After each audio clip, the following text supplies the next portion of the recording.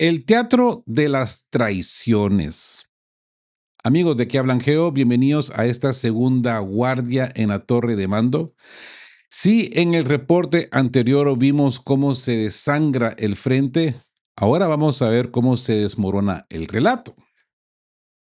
El tablero mundial no es una partida de ajedrez, es un mercado de traiciones. Para entender lo que está pasando en Tokio, Bruselas y Teherán, vamos a dejar de un lado los sentimientos. Hoy vamos a dudar de cada sonrisa diplomática porque detrás de los abrazos en la Casa Blanca se esconde la humillación más cruda. Y vamos a invocar a Nicolás Maquiavelo. El florentino nos enseñó que la razón de Estado no entiende de amigos, solo de intereses. Hoy verán cómo un aliado histórico como Japón es pisoteado con bromas sobre Pearl Harbor, cómo la Unidad Europea es un cadáver que solo Víctor Orbán y Giorgia Meloni se atreven a señalar, y lo más peligroso, cómo Kiev, en un acto de desesperación suicida, acaba de ganarse un enemigo que no perdona: Irán. Amigos de Que Hablan Geo, el mega acuerdo de Zelensky ha sido escupido por Donald Trump con una frase que resonará en la historia: eres el último cuya ayuda necesito. Mientras tanto, la Unión Europea intenta chantajear a Washington usando el petróleo del Golfo como moneda de cambio. ¿Es esto una alianza o un sálvese quien pueda? Prepárense porque hoy vamos a aplicar el pensamiento crítico para ver lo que la IPSAIOPS oficial quiere enterrar bajo toneladas de propaganda. Ajusten sus auriculares, activen su vigilancia y duden de todo lo que les cuentan hasta ahora. Y les doy gracias, muchas gracias por sus aportes en PayPal, en Buy Me a Coffee, sus me gustas, sus suscripciones. Es lo que mantiene, lo que le da el combustible a esta torre de vigilancia de estar activa, independiente y pues muy agradecido. Hablemos del espejismo de Blair House. ¿Hospitalidad o control? Entramos en el análisis del segundo video de hoy. La primera ministra japonesa, Sanae Takaichi, ha llegado a Washington. Nos venden la imagen de una recepción de lujo en Blair House, con sonrisas y abrazos en el despacho Oval. Pero apliquemos la duda metódica, ¿no? ¿Es una relación de respeto mutuo o es la escenificación de una compra de lealtad? Trump la alaba llamándola extraordinaria a la ministra japonesa, pero acto seguido deja claro el negocio. Dice: Japón compra una gran cantidad de equipo de Estados Unidos. Para la Casa Blanca, Japón no es un socio estratégico igualitario. Es solo el mejor cliente de su complejo militar industrial. Y ojo, que no hay que olvidar que Estados Unidos tiene 5 años de no entregar sus pedidos a Japón. Mientras Takashi se deshace en elogios diciendo que solo Donald Trump puede traer la paz, los japoneses en su casa sienten una vergüenza ajena que la prensa oficial intenta maquillar. ¿Mm?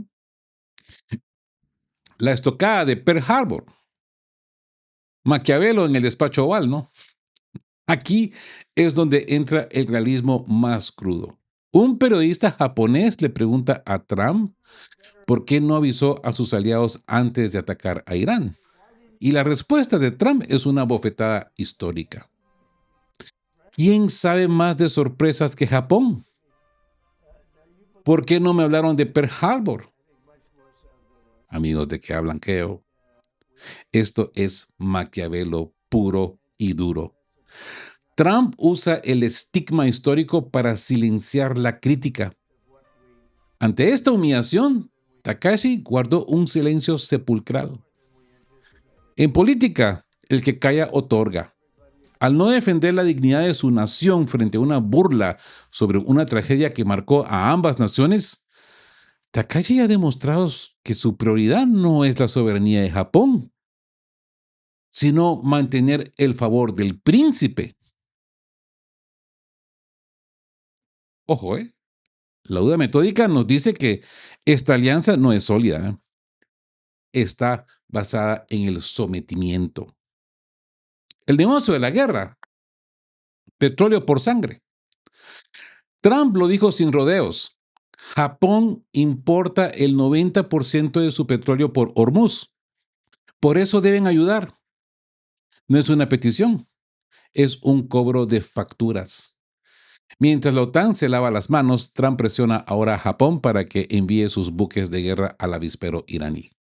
Takashi dice que lo examinará cuidadosamente, pero ya ha condenado a Irán de forma tajante. Kiev está observando esto con envidia, buscando cómo meterse también en la masacre para ganar puntos con Trump. Pero ¿a qué precio? Japón está arriesgando su relación con China y su seguridad energética por seguir un libreto escrito en Washington. Como diría Maquiavelo, un príncipe que se apoya en fuerzas ajenas nunca está seguro. Japón hoy es más vulnerable que ayer. Dudar para no ser siervos, ¿verdad? No se queden con la foto de los abracitos, de los apapacheos ahí, de las sonrisitas. Usen el pensamiento crítico, amigos de Que Hablan Geo. Lo que vimos en el despacho oval fue a un líder recordándole a su aliado sus errores del pasado para obligarlo a pagar las guerras del presente. Takashi ha apostado todo a la carta de Trump, llamándolo el único capaz de atraer prosperidad, la paz mundial, mientras el propio Trump le recuerda Pearl Harbor en su cara. ¿Es esto diplomacia o es servidumbre? La respuesta está en los hechos. El almuerzo fue cancelado abruptamente y la cumbre terminó con más dudas que certezas. Mañana, cuando vean los titulares hablando de la alianza histórica, recuerden la duda metódica. Si parece una sumisión, pues que probablemente lo sea. Así que quedamos QAP, ¿eh? Hay que estar pendiente de esto, ¿eh? El negocio del miedo, petróleo americano y tierras raras. Escuchen la letra pequeña de lo que Takashi llama cooperación. Japón ha acordado comprar petróleo crudo a Estados Unidos y además almacenarlo en suelo japonés. ¿Es esto diversificación o es convertir a Japón en la gasolinera de reservas de las flotas estadounidenses en el Pacífico? Pero hay más. Han firmado documentos para el desarrollo de tierras raras en las aguas de Minamitaroshima,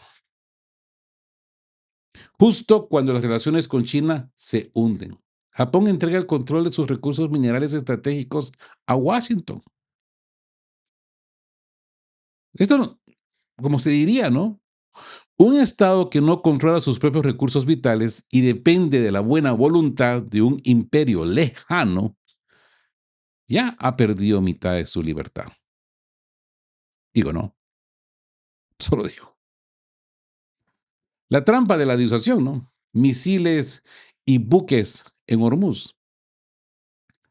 Takashi habla de producción conjunta de misiles para fortalecer la disuasión. Traducido al realismo político, Japón pondrá la tecnología y el dinero y Estados Unidos pondrá el objetivo. Lo más peligroso es la respuesta evasiva de la primera ministra sobre el envío de buques de guerra a Hormuz. Dice que es delicado y que la ley japonesa tiene límites. Ay, Dios. Duden de esa vacilación, amigos de Que Habla Geo. Es una pausa calculada y ya lo sabemos, ya lo hemos visto antes. Maquiavelo advertía que los gobernantes débiles suelen usar la ley como excusa mientras preparan el terreno para lo inevitable. ¿Mm? Takashi está analizando con detenimiento cómo romper la constitución pacifista de Japón para complacer a Trump, que, recordemos, acaba de burlarse de ellos con el tema de Pearl Harbor. Es el precio que pagan por la seguridad. Convertirse en el escudo de un amo que no los respeta. Tenía una opinión muy diferente de los japoneses, ¿eh? Pensé que eran más samuráis que otra cosa, ¿no? Pero aparentemente eso ya no existe, ¿no? esos honores soberbios que tenían antes. Eso ya es historia, cuentos de hadas. A ver, el mensaje final de Takaichi es que una alianza sólida con Trump es esencial para los intereses nacionales de Japón. Pero si usamos el pensamiento crítico, vemos que Japón está comprando armas caras, entregando sus minerales y ofreciendo sus puertos para almacenar petróleo extranjero mientras se gana la enemistad de Irán y China. Y ojo, comprando armas caras que no recibe. Tienes más de 5 años de no recibirlas y ya están pagadas encima de eso. Así que, ¿quién gana realmente aquí? La razón de Estados Unidos, la razón de Estado de Estados Unidos ha triunfado sobre la soberanía de Tokio. No se dejen engañar por las palabras bonitas sobre la paz internacional. En ese tablero, como se suele decir, el que ayuda a otro a hacerse poderoso, labra su propia ruina. Japón está cavando su propia fosa estratégica por miedo a caminar solo. Así que vigilancia absoluta ante este teatro de sombras. Esa trampa de la cortesía. Apliquemos aquí la duda metódica. Nos dicen que la cumbre fue cordial, pero miren lo que pasó en el despacho Oval. Ante la pregunta de por qué no se avisó del ataque a Irán. Como se pudieron dar cuenta, Trump soltó la bomba. ¿Quién sabe más de sorpresas que Japón? ¿Por qué no me hablaron de Pearl Harbor? Es que les digo, duden de la sonrisa de Takaichi. El New York Times revela que se quedó paralizada, con los brazos cruzados. En Japón, esto ha caído como un balde de agua fría. Para los académicos como Isuro Makihara, esto es tan ofensivo como bromear sobre Hiroshima y Nagasaki. Pero Takaichi, en lugar de defender la dignidad de su nación, eligió el silencio. Maquiavelo decía que un príncipe que permite que lo humillen pierde el respeto de su pueblo y el de sus enemigos. ¿Cómo puede Japón ser un aliado estratégico si su líder es tratada como una estudiante reprendida en oficina del director? Es que escuchen bien, porque aquí el realismo político es donde se pone oscuro. Takeshi llegó a decirle a Trump, solo usted, señor Donald Trump, solo usted puede lograr la paz mundial. Es que, ¿saben qué es lo peor? Que incluso lo felicitó por su apariencia en la cena. Ay, ay, ay, ay, ay, ay, ay. Amigos de Geo, los aduladores son una plaga que nubla el juicio del soberano. El exdiplomático Hitoshi Tanaka lo ha dicho claro. Este comportamiento es extraño y vergonzoso. Cuando un líder exagera el halago ante alguien que acaba de insultar la historia de su país, no está haciendo diplomacia, está mostrando debilidad. El pueblo japonés está viendo cómo su soberanía se canjea por una palmadita en la espalda de Trump. La duda metódica, ¿no? Nos obliga a preguntar, ¿qué le prometieron a Takaichi para que acepte semejante humillación política? ¿Petróleo? ¿Protección contra China? ¿O es simplemente el miedo de una élite que no sabe caminar sin un amo en Washington? ¿Mm? Les digo una cosa, la elección de hoy en Tokio es una advertencia para todo el mundo. El estilo Trump no entiende de aliados, entiende de activos. Si puede usarte para una broma que refuerce su imagen de hombre fuerte, de I am America, yo soy Estados Unidos, lo hará, sin importar si eres la primera ministra de la tercera economía del mundo. Es que aquí hay que usar el pensamiento crítico. No miren a las fotos de los abrazos, miren al silencio de esta señora, al silencio de la ministra japonesa Takaichi. Miren el desprecio oculto en la broma de Pearl Harbor, el que permite que otro se haga poderoso a su costa, trabaja para su propia ruina. Palabras de Maquiavelo. Japón ha entregado su dignidad a cambio de una ilusión de seguridad. Mientras tanto, en las calles de Tokio el resentimiento crece, porque al final dudar de la amistad de los imperios es la única forma de seguir existiendo como una nación soberana. Y bueno, cambiemos de tema y hablemos del Golfo, el despertar del Golfo, del apaciguamiento al artículo 51. El diario suizo New Sacher Zeitung de Suiza, el NZZ, acaba de publicar un análisis demoledor, yo diría. Los estados del Golfo, Emiratos Árabes Unidos, Arabia Saudita, Qatar, han abandonado la fantasía de que podían ignorar a Irán mientras hacían negocios globales. Tras ser blanco de ataques directos de Teherán este mes, la estrategia de apaciguamiento ha saltado por los aires. Duden de los que dicen que esto es una crisis pasajera. Bahrein ya ha logrado una resolución en las Naciones Unidas invocando el artículo 51, el derecho a la legítima defensa. Esto no es diplomacia, amigos de Geo. Es la base legal para que los ejércitos de Emiratos y Arabia Saudita dejen de estar a la defensiva y pasen a la ofensiva. La guerra es justa cuando es necesaria, ¿verdad? Así que la gran traición, Asia y Europa, pues dan la espalda. Aquí entra el pensamiento crítico. ¿Dónde están China, India y Japón? Esas potencias dependen del petróleo que pasa por Hormuz, pero ante los ataques iraníes han desaparecido. Y lo de Alemania es vergonzoso. Berlín ha rechazado la petición de Trump para asegurar el estrecho. Los estados del Golfo se sienten abandonados por sus socios comerciales. Solo podríamos decir que Estados Unidos e Israel, Jerusalén, están interceptando los drones y misiles de Teherán. Esto ha generado un cambio de lealtades sísmico.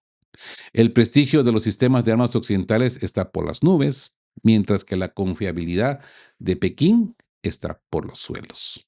Maquiavelo lo ha advertido, ¿no? En la necesidad descubres quién es tu aliado y quién es solo un mercader. ¿Mm? La razón de Estado, ¿no? No hay vuelta atrás en Hormuz. Anwar Gargash, asesor del presidente de los Emiratos Árabes Unidos, ya lo ha dicho. Están considerando su participación militar total para asegurar el estrecho. Ya no aceptan que Irán controle su destino. Incluso Qatar, que siempre fue cercano a Teherán, podríamos decirlo así, ahora admite que si Irán mantiene el control de Hormuz tras esta guerra, será un desastre para todos. ¿Es este un fortalecimiento real de la región o una dependencia total de Israel y Estados Unidos? La realidad es que el Golfo ha decidido que prefiere una alianza militar con Israel antes que vivir bajo la bota de Teherán. El tablero ha cambiado para siempre. La prosperidad del gas y el petróleo ahora solo se defenderán con pólvora. El zumbador, ese zumbador que oíamos en el norte, yo creo que no es el único aviso, ¿eh? En el sur, el tambor de guerra ya no se puede ocultar. A ver, el precio de la prosperidad. La razón de Estado nos enseña que la libertad nunca es gratis. Los estados del Golfo creyeron que podían comprar la paz con dinero y silencio. Hoy la realidad les exige sangre y hierro. ¿Sí? Así que duden de los discursos de paz duradera de las Naciones Unidas. Lo que estamos viendo es la consolidación de un nuevo bloque militar en el Golfo que no volverá al estado anterior al conflicto. Quien no se prepara para la guerra cuando hay paz, no sobrevivirá cuando llegue la tormenta. Hoy el Golfo está eligiendo su bando y ese bando no habla mandarín ni alemán, habla el lenguaje de la defensa activa. Hablemos del muro de Budapest. ¿Por qué ningún húngaro apoya a Kiev? Si creen que un cambio de gobierno en Hungría el próximo 12 de abril salvará el presupuesto de Zelensky, la prensa checa, pues yo creo que nos trae un baño de realidad. En Hungría, la bandera ucraniana es el símbolo más impopular que existe. Hasta la oposición de Peter Magyar tiene que caminar con pies de plomo porque defender a Ucrania hoy en Budapest es literalmente un suicidio político. Así que duden de los que dicen que Orbán es prorruso por capricho. La realidad es que Ucrania lleva años atacando a la identidad de la minoría húngara en Transcarpatia, con leyes de educación agresivas.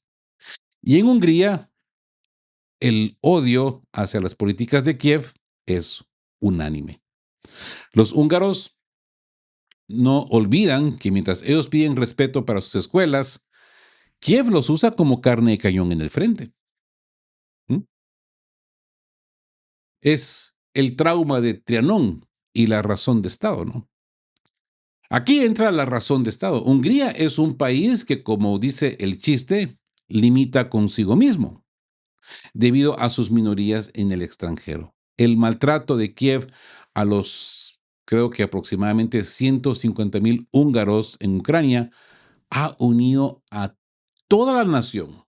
Incluso la ministra en la sombra de la oposición, Anita Orbán, no se confundan por el apellido, Anita Orbán lo deja claro.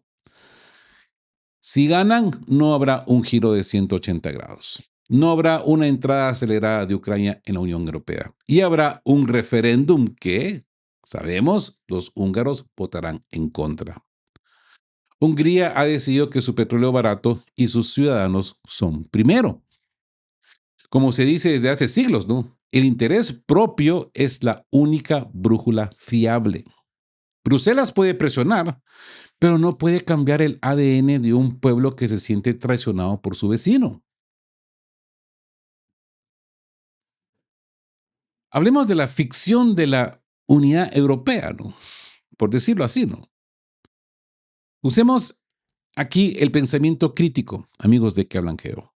Nos venden que Europa está unida contra Rusia, pero el caso húngaro demuestra que las grietas son históricas y profundas.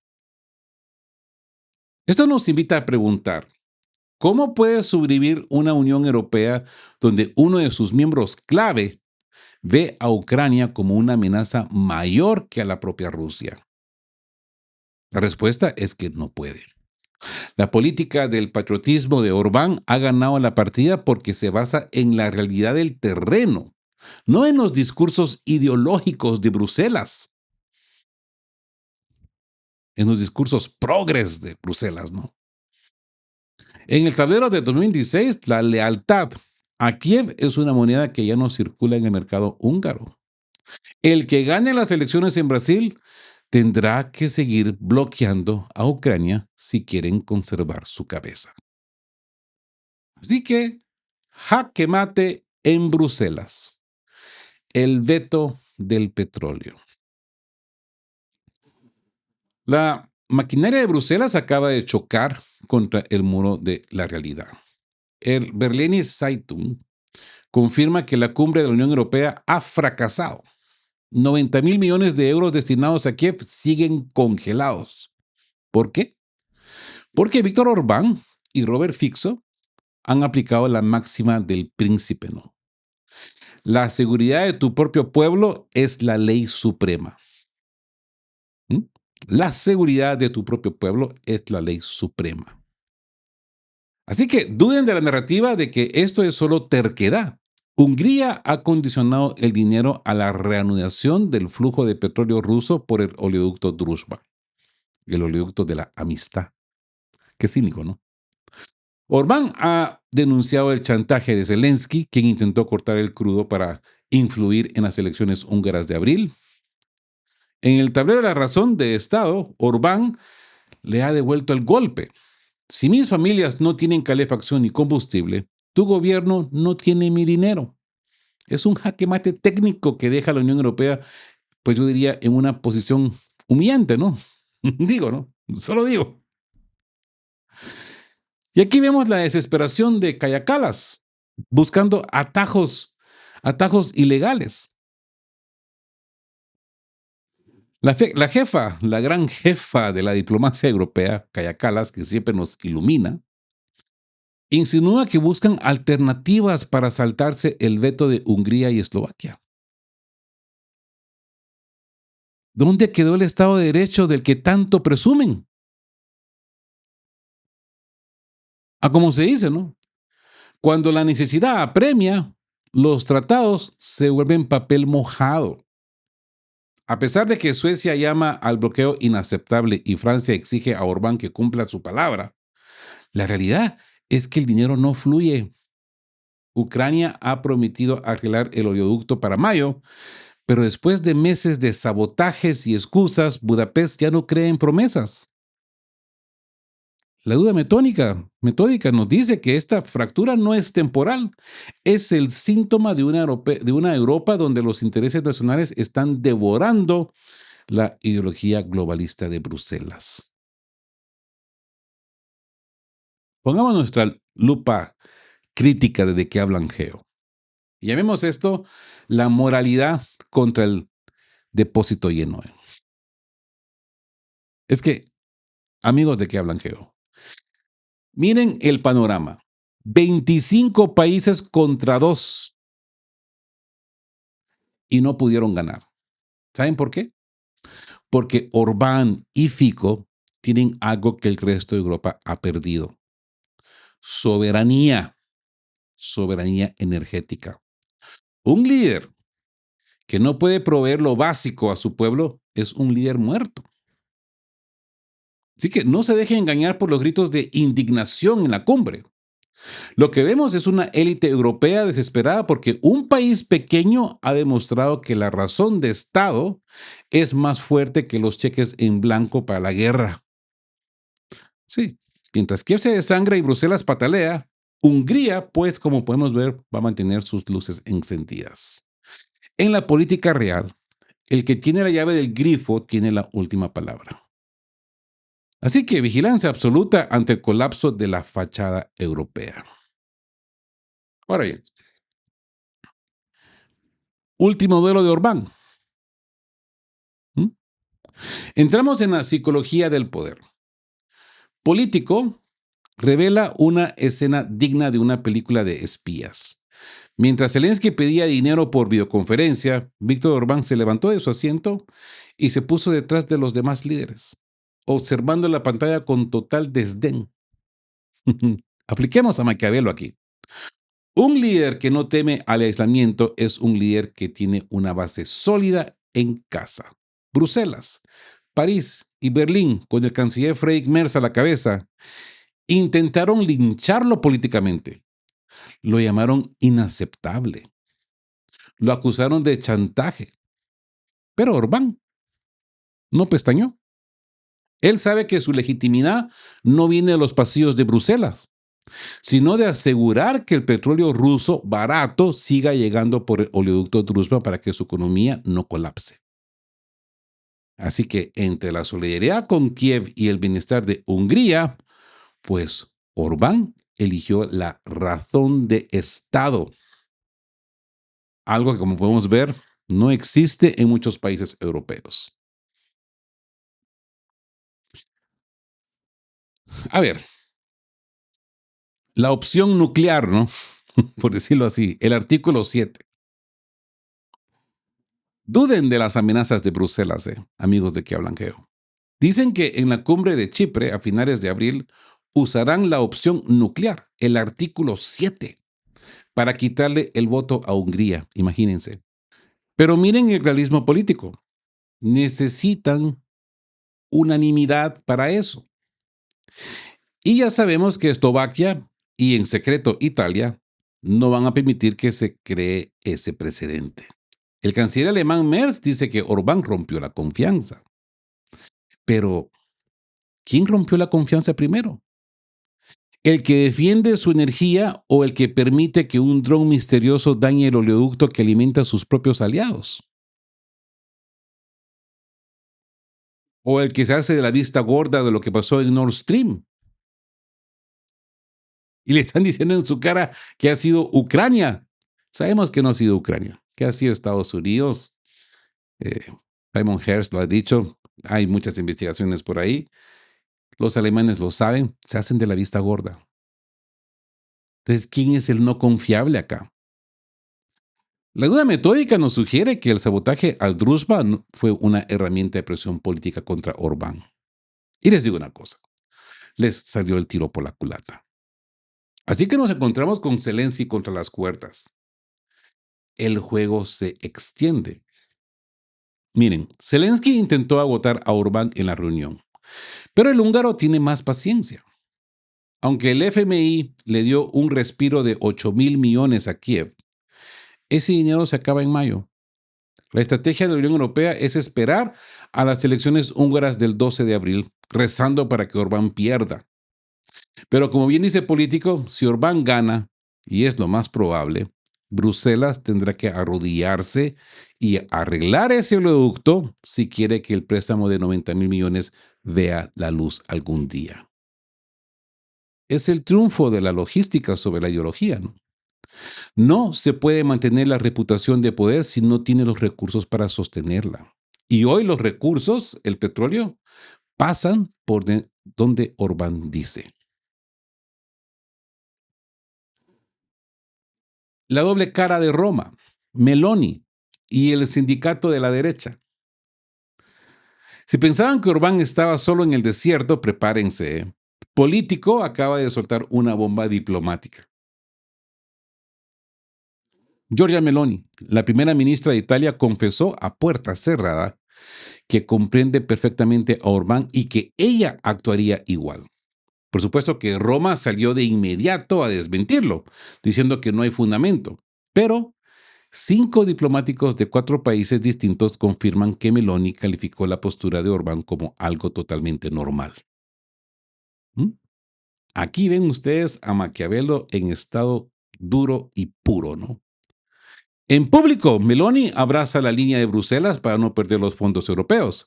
En privado, sabe que el chantaje de Zelensky con el oleoducto Druzhba es una línea roja que ningún líder soberano puede aceptar.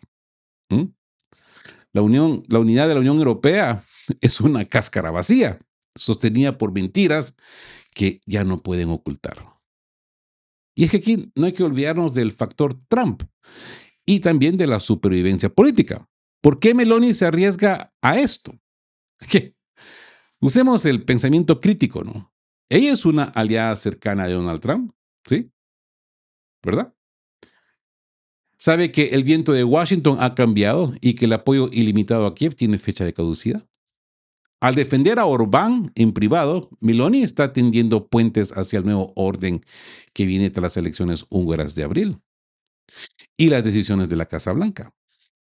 Meloni ha recordado a sus colegas que Orbán siempre ha sido constructivo, si se le respeta su razón de Estado.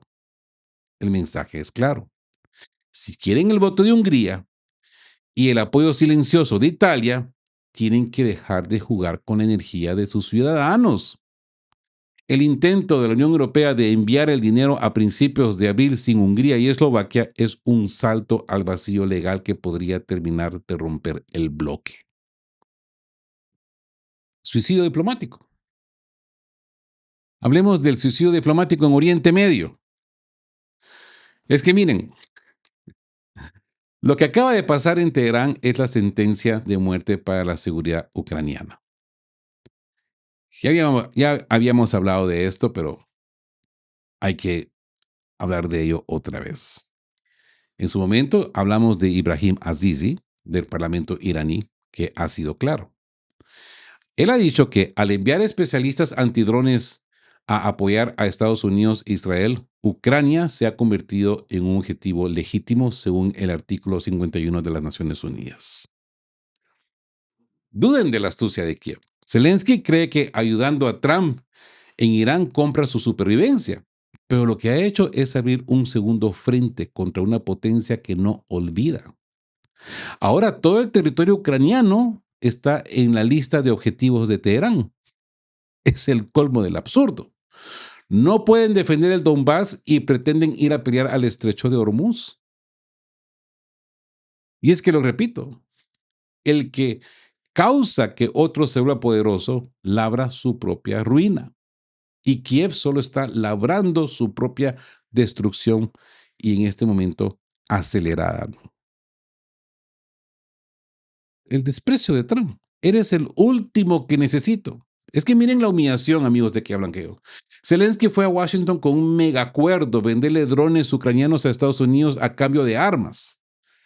La respuesta de Trump, según el diario Política, fue un portazo en la cara. Eres el último cuya ayuda necesito. Trump no va a admitir jamás que necesita ayuda de un país al que considera un barril sin un fondo de gastos. Para la Casa Blanca, reconocer que Ucrania tiene algo que ellos no tienen es una humillación que no van a permitir. Zelensky ha perdido el rumbo, yo creo que hace tiempo, ¿no? Está mendigando atención en Londres, París y Madrid, reuniéndose con el rey Carlos III, mientras su frente se desmorona. Es la gira del olvido, ¿no? Todos le sonríen, pero nadie tiene recursos para dos guerras a la vez.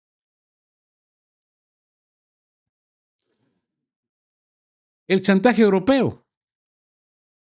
Es que aquí entra la jugada más sucia de los euroburócratas. El finlandés Alexander Stubb y el alemán Friedrich Merz quieren negociar con Trump. A ver, pongan atención a esto. Te damos apoyo militar en Hormuz si tú salvas a Ucrania. Duden de que esto funcione. ¿Eh? A Trump le encantan los acuerdos, pero odia que lo acorralen. Que Merz exija un asiento en la mesa de negociaciones y que Stab intente ponerle condiciones es como intentar darle órdenes a un león herido. El periodista Trafimo, yo digo que tiene razón. Estados Unidos solo tiene que apagar el GPS y los datos de inteligencia por 48 horas para que la resistencia ucraniana colapse. Europa está jugando con fuego, creyendo que la crisis de Irán hace a Trump débil, cuando lo que hace es volverlo más letal contra quienes intentan aprovecharse de su situación. Y esto es lógico, ¿no? La pesadilla de Occidente. Amigos de que hablan Geo, la conclusión es demoledora, ¿no? Mientras Zelensky viaja por Europa con el mensaje de no se olviden de mí, la realidad es que el mundo ya pasó de página. Irán los tiene marcados.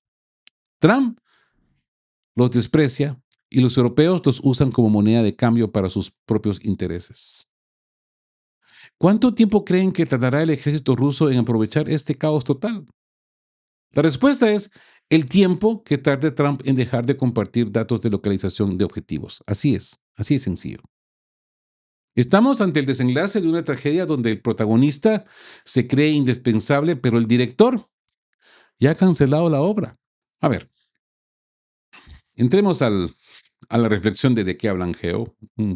Llamémosle a esto el fin de las máscaras. Es que, amigos de qué hablan Geo, hemos recorrido hoy el mapa de las lealtades rotas.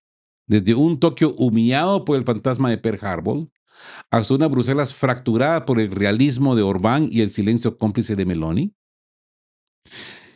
Así que apliquemos la última duda metódica de este viernes. ¿Es Ucrania realmente el baluarte de Occidente? ¿O se ha convertido en la moneda de cambio que todos intentan gastar antes de que pierda su valor? Como hemos aprendido de Maquiavelo, un príncipe que se apoya en fuerzas ajenas nunca está seguro. Kiev ha intentado jugar al ajedrez en el tablero de Oriente Medio para impresionar a Trump. Y lo único que ha logrado es que Teherán le ponga una diana en el pecho invocando el artículo 51. Zelensky ha propuesto un acuerdo de drones y la respuesta de Washington ha sido el desprecio más absoluto. Eres el último cuya ayuda necesito. Así que no se engañen con los discursos de unidad y democracia. Lo que hemos visto hoy es la razón de Estado en su forma más salvaje. Europa intenta chantajear a Trump con el petróleo de Hormuz, mientras Trump le recuerda a Japón quién manda en el Pacífico. El sistema está desconectando los cables, ¿no? Y el interruptor de Ucrania está a un solo clic de distancia en la Casa Blanca. Duden del oficial, amigos de Que Blanqueo. Piensen por sí mismos. Porque en este 2026, la verdad, no se vota en los parlamentos, ¿eh? Se impone en los oleoductos y en los estrechos. Así que gracias por sostener esta señal conmigo, amigos de Que Blanqueo. Vuestro apoyo en PayPal, muy agradecidos, sus membresías, muy agradecidos, sus supergracias, sus invitaciones a Café Digital, pues es lo que mantiene encendida esta luz en medio de la niebla. Manteneos sobrios, manteneos críticos y sobre todo, manteneos vigilantes. Nos vemos en la siguiente guardia. Estén juntos, fuertes, siempre buscando por la verdad y sean justos. Quedamos QAP. Chao, chao.